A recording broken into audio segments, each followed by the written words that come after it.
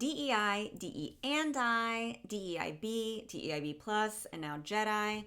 These are all terms used to describe the efforts and initiatives that most of us call diversity, equity, and inclusion. But now we're seeing J's and B's and ampersands and plus signs in all different places. So what's the right term and which should you be using in your organization? First, the most common letters. Now, for a more comprehensive glossary of terms and explanation of those letters, check out the link here. For now, I'm just going to cover the most common ones.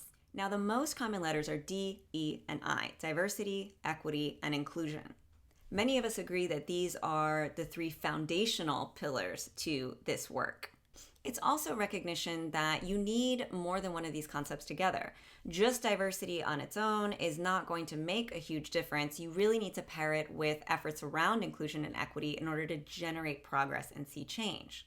More recently, we've seen companies add a B for belonging, which really advocates for employees feeling welcome and invited in their work environments. We're also seeing more J's, which stands for justice, which is an added recognition that this work needs to be part of wider movements for social change and social justice outside the workplace. The reality is that more letters are likely to be added over time, and we're going to continue to see new and different combinations of those letters. And that's okay, because even the experts don't agree on which one to use when. Some argue that the E for equity should come first to emphasize the importance of that concept.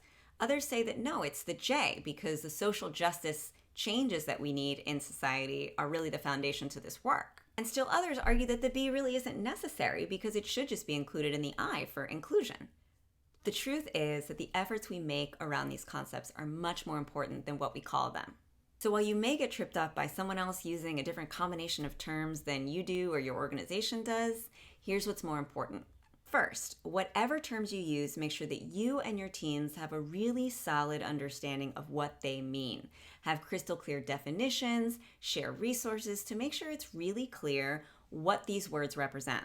Number two, make sure that for each term you have clear, actionable objectives that you're working towards with each of them. Otherwise, they're just words.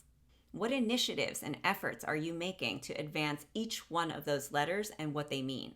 Third, if you're a leader and you're not sure which words to use and how, ask your people.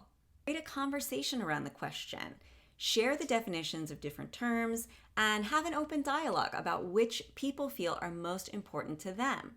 You'll be surprised at what you learn. It's not all on you to decide what's most important for everyone. So in sum, the letters may change over time, but the objective stays the same. Create workplaces where everybody thrives. For more details and perspectives on this question, check out the links below and share with your team. And don't forget to submit your own uncomfortable question. It's anonymous.